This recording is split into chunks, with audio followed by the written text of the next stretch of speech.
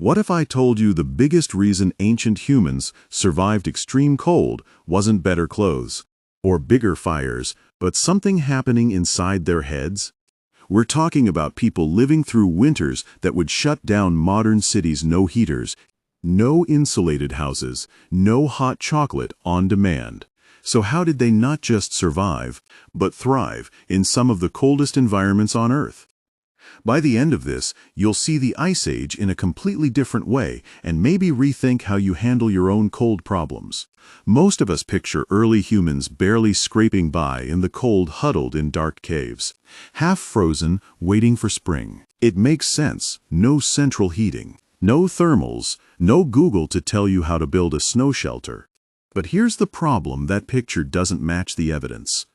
Archaeologists have found Ice Age camps in places that were basically natural freezers, average winter temperatures well below freezing, constant wind, months of darkness. And yet, people didn't just visit, they lived there for generations. So either ancient humans were superhuman, or we're missing something crucial about how they dealt with extreme cold. And that's the real mystery. What did they actually do differently physically, socially, and mentally to survive conditions that would break most of us today?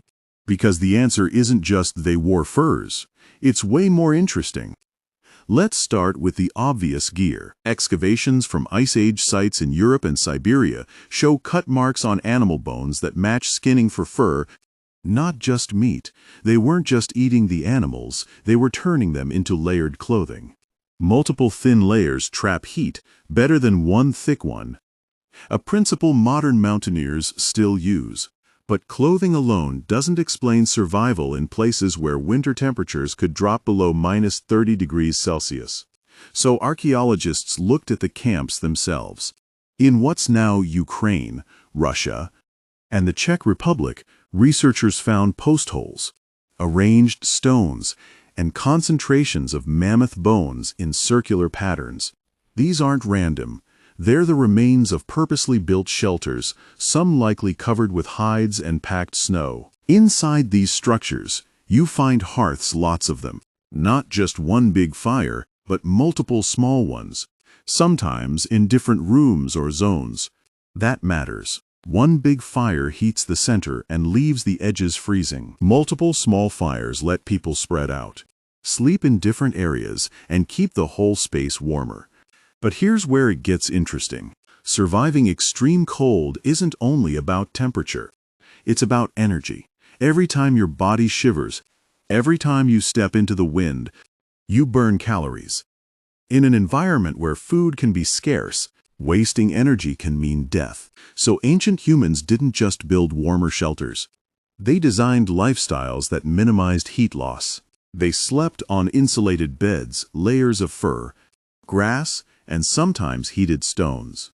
They positioned camps in naturally sheltered spots behind rock outcrops, inside shallow caves, or in valleys that blocked the worst winds. And they didn't go it alone. This is where the social piece kicks in. You can't have a one-person camp in the Ice Age and expect to last. Evidence shows repeated use of the same sites, with multiple hearths and large numbers of tools. These were groups, probably extended families or small bands living together, sharing food, sharing warmth, sharing risk, but there's still something missing: clothing, shelter, group living. Yes, all crucial, but humans also did something no other animal does in the cold. They turned survival into a story.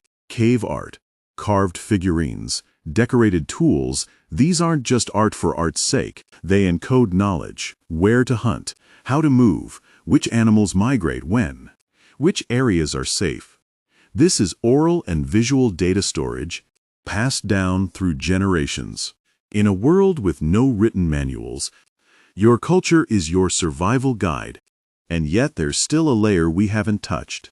Because all of this gear, shelter, social groups, knowledge requires something else to work in extreme cold, something psychological. Here's the twist: ancient humans didn't just survive the cold by fighting it. They survived by redefining it.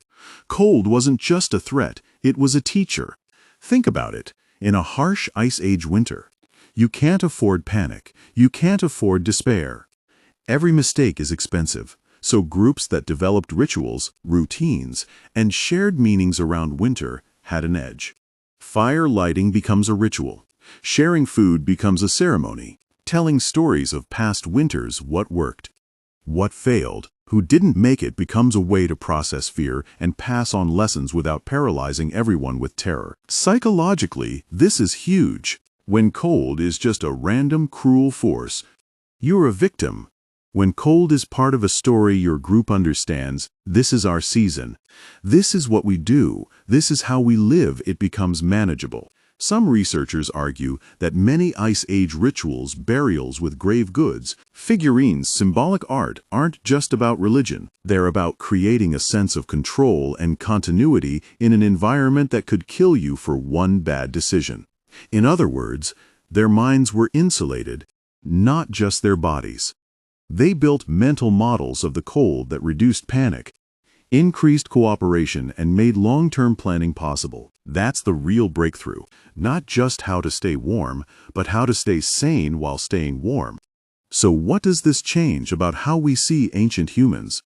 It turns them from primitive strugglers into sophisticated system designers. They engineered clothing, they engineered shelters, they engineered social structures, and they engineered meaning.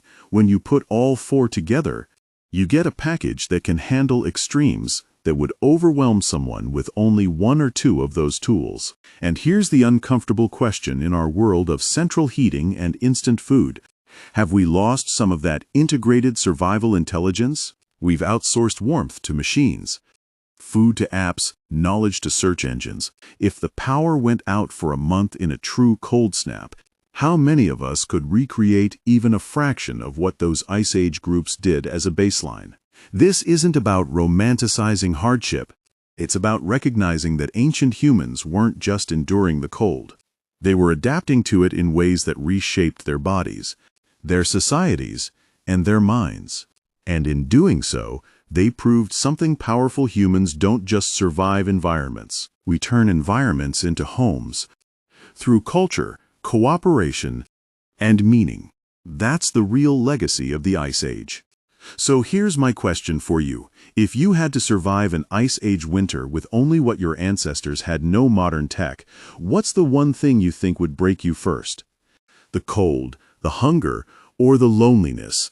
Drop your answer in the comments. I'm genuinely curious. If you enjoyed this deep dive into how ancient humans handled extreme cold, hit like so more people see it, and subscribe if you want more history that feels less like a textbook and more like a detective story. And tell me, which ancient mystery should we unpack next? Because the past is a lot stranger and smarter than we think.